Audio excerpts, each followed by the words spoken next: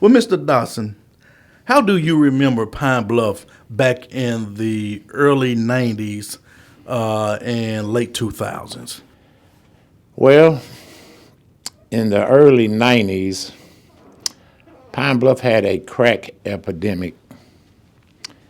I didn't know what crack was. I went to a friend of mine's house, a so-called friend, and we was drinking Coke 45 and smoking weed, and he had some white stuff on the table, and I tried it. The first time I tried it, it made me laugh, and I went home. That following weekend, he invited me inside, and I tried it. And I don't know what happened after I tried it, but after I tried it that second time, that seemed like that was the best thing I ever had in my life. And back then, we only made $150, $200 a week, somewhere around there. And that second week after trying that crack, I went home with $10 to my name. The crack was a different drug, and I didn't understand how the drugs could control my life, but it did. I tried to hide it from family and friends and my mother, but eventually they knew I was doing something, and they determined that it was crack. And Pine Bluff was pretty bad back then. It was a lot of killings, still a lot of killings today. But for me, the drugs took me down through there. So I tried to self-fix myself. And when I say by that, I tried moving. I moved to Milwaukee, and it was less than 2 weeks, a guy that I worked with asked me about drugs. And it was on a Friday, and before I got home, I had bought some drugs, and we had used drugs together. And I believe that in the drug world that we know each other. We could look each other and tell, well, he does drugs or she does drugs. And so I tried to run away, but I forgot when I got to Milwaukee, I forgot one thing. I took myself with me. I hadn't worked on myself. Can't run from yourself. I can't run from yourself. So when I got there, I think the first time I stayed 6 months. And the apartment complex I lived in, the people around me, they would come to my apartment because I lived by myself and I worked for an electric and plumbing company, so I was making good money back then. So everybody wanted to come to my house and do their drugs. So one Sunday, I gave all my stuff away. I hopped on an Amtrak train, came back to Pine Bluff. When I came back to Pine Bluff, I still had a drug problem, and I went downtown 3rd and State on a Saturday night. And I had been smoking Primos in the truck. For who don't know what Primo is, can you? It is a marijuana joint with crack cocaine in it, or just a joint with tobacco in it. Okay. And I had smoked that, and I went in the club, and I'm not going to call his name, but I went in the club, and me and him got into it, and I called him a bitch. So I decided to go back outside. When I went back outside, this guy came up to me and shot me 6 times with a 22, kicked me, and I could hear 2 things. I could hear an ambulance, and I could hear a train. Back in those days, we didn't have overpasses. So I laid on the ground bleeding out, and I prayed to God. I said, please let the ambulance beat the train. And a lot of us that has used drugs, we always say a prayer when we're in despair. I said, Lord, if you help me live through this, I would not drink or do drugs again. Of course, the good Lord knew I was lying. And so he got me through that. And for about a year, I stayed away from drugs and alcohol. And a lot of people don't realize that women will get you back on drugs and alcohol. Oh, okay. Huh? Okay. Now, you may not understand what I'm saying. Okay, explain for me. If you got a girl that does crack and you start fooling with her just for a relationship, You pick sooner or up. later you're gonna be smoking crack with her. Okay, that makes sense. That makes sense. And it happens time and time again. And I end up, I do heating and air conditioning. I end up buying some stolen air conditioners, about 10 of them for $500. And I sold one to a church. And I was using, matter of fact, the day I went to the church, I was high as a pine tree. And usually when I sell a used unit, I pull the serial number off of it. But I was so high that morning that I just hooked the unit up, got my $2,000, and came on back to Pine Bluff. And what about your business?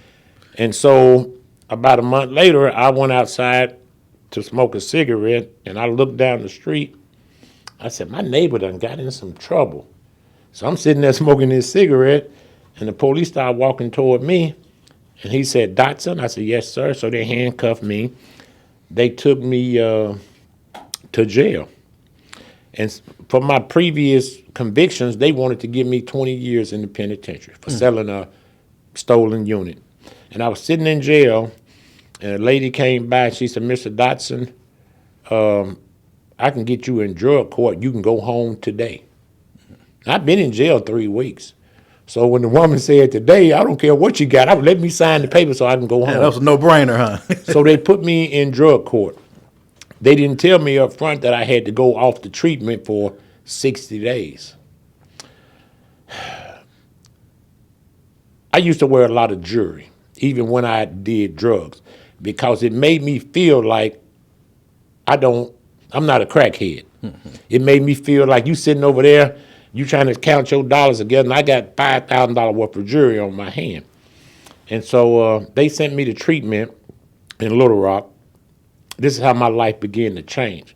They sent me to treatment, and on Saturdays, you could go outside and wash cars and smoke a cigarette. You couldn't smoke a cigarette until Saturday. So every Saturday, I'd go out and wash cars.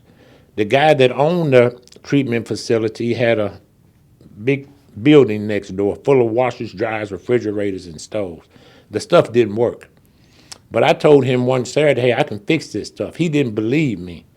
But we went over there, we fixed some of that stuff. The next Saturday, he sold half of it. So he gave me half of the money. And so he owned rent houses as well and had a bunch of buddies that owned rent houses. When they found out I was an electrician and can do heating and air, instead of me going to my class, I'm riding around Little Rock, fixing air conditioners, walking around with $2,000 in rehab. One of the guys in rehab, he's from Pine Bluff, and he was jealous because I came in one day from work and I had a T-bone steak, a baked potato, a big old soda, and they was eating peanut butter and jelly sandwich in the treatment. Make a long story short, his sister, the owner's sister, said, Dotson, do not bring no more outside food in here. So the guy from Pine Bluff got jealous, and he called to Pine Bluff. He told my probation officer that I was going out to work every day. I was bringing food in. So probation officer called me on the phone while I was in treatment, and I caught an attitude with her and one of the counselors. The counselor told me, he said, you ain't nothing but a dressed up garbage can. So I got to arguing with him. I left Little Rock, came back to Pine Bluff. That Monday morning, they locked me up, and they gave me 90 more days in a state-run facility. And that's what changed my life, because if I wouldn't have went to that state-run facility, the first treatment program was just like a walk in the park. I was just there just because they made me go. But as I said, You didn't want to do that 20 years. that's right. So as I sat in this treatment facility with all these kids, because I was the oldest one in there. I'm talking about I was the oldest one. The rest of them 20, 18, 20, 19, whatever. And so they all called me old school in there. But I didn't like dealing with the young folks. So I stayed on my rack until it was time to go to class. And being on my rack, I had time to talk to myself, talk with God, and things started to change. I decided that I didn't want to do drugs anymore, but I knew I had to get out of this treatment program one day. And it's easy to say what you're not going to do when you're not around it. So the day that I got out, Had a friend of mine to pick me up. Hadn't had a cigarette in 90 days, so I asked him for a cigarette. When I hit that cigarette, I almost passed out because I hadn't had one in 90 days. And so when I got back to Pine Bluff, the first couple of days I stayed with my mother. Then I ended up going to my wife's house. And she's dead now. But when I went to her house, she was still doing her thing, but she would hide her bottle to the side. She didn't want me to see her drink and think it was going to entice me. And then she would go outside to the storage house, so I know what she was doing out there. And I just couldn't deal with it. I said, I'm not going to live my life like this right here. You sneaking outside, hitting your dope, drinking your bottle. I don't want this life anymore. And so when I got out of treatment, I really didn't know what I was going to do. But one morning I woke up and I said, I've been doing heating and air for 30 years, and I need my license. But I'd always told myself, I guess it was the drugs that told me I couldn't accomplish this, I couldn't accomplish that. So I decided to go take my heating and air test. Lo and behold, I passed it. So then I said, I want to take my electrical test. I went and took it. I'm not ashamed to say it took me 6 times to pass it, but I passed it. So I started a heating and air company. It's not the biggest company around, but it pays the bills. And just strictly leaving drugs alone completely, everything I touch now seems to turn to gold. I have the vehicles I want. I have a few dollars. I got a good woman now. I heard that. Back in the past, the women I had, they were users like me. Mm-hmm. I'm not saying they weren't good women, but in order to maintain your sobriety and your way of lifestyle, you got to have a good woman behind you. Yes. A lot of people do not believe that, but you got to have a good woman behind you. Mm-hmm. But I passed both of those tests. And the bad part about people, I'm gonna say black people. Okay, You may edit that out of there, but okay. I'm gonna say black people. I probably feel the same way. Black people don't know when to let something go. Just because you started out this way don't mean you can't turn out this way. Mm-hmm. I had a lady, an all-timer. She needed a unit put in her house. It was $11,000. I went down there, did my measurements, walked through her house. We sat and drank coffee. She wrote me a check for $11,000. On the way back to Pine Bluff, I get a phone call, and she said, Mr. Dotson, I wrote that check on the wrong account. I need you to bring that check back. So I did a U-turn, took her check back, and I'm standing there waiting on her to give me the check on the right account. Uh-huh. And so she said, sit down, Mr. Dotson. She said, when you left here, I was on the phone with a lady, and the lady told me that you smoke crack. Now, keep in mind, it's 8 years past since I did drugs. Mm-hmm. But the woman on the phone told her he smoked crack. He going to take your money and run off. And I'm like, so the woman sat down, she talked with me. She said, well, Mr. Dotson, I sit and talk with you for a couple of hours drinking coffee. She said, my sister used to be on drugs. And she looked at me and said, I know you are not on drugs today. Here's this check. She gave it back to me. Mm. But black people got it bad about trying to keep us down. Yes. We should edify each other, mm-hmm. but we tend to talk about, oh, he used to do this, he used to do that, or she used to do this. People can change. Yeah. They want to condemn you for eternity. Yes.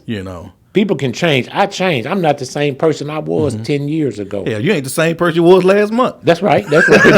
People change every day. Well, don't get me wrong. I still like to joke and have fun. I just don't use drugs and alcohol. Mm-hmm.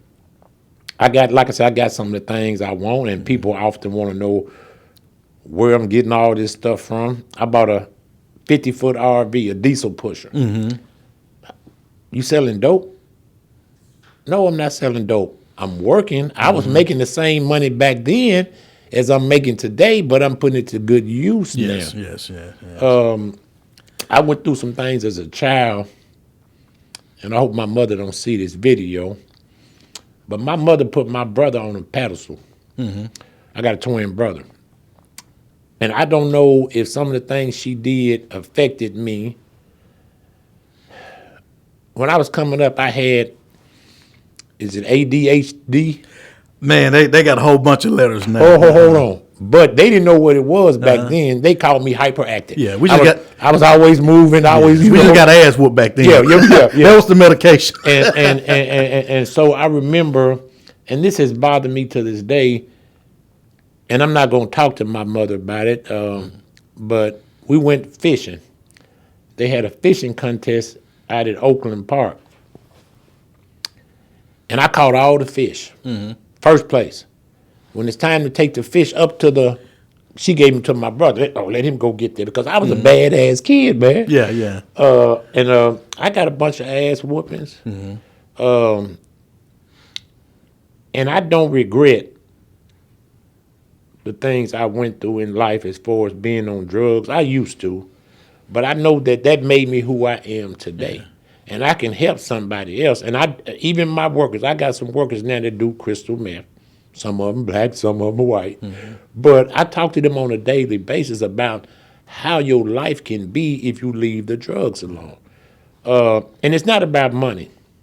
It's not about the material things in the houses that I have bought today, because I got more stuff in the last 10 years than I had in my whole 57-year life. A lot of people say, Dotson, you got it going on. But I would trade all that material stuff and money to stay sober. If I had a choice where you go out and get you some crack or keep this stuff, you know what I'm saying, I'm going to get rid of my stuff because I know that you can change. Yeah. And usually they just see what you achieved today. They don't see what you went through back then to get that. And it's been a long road, you know.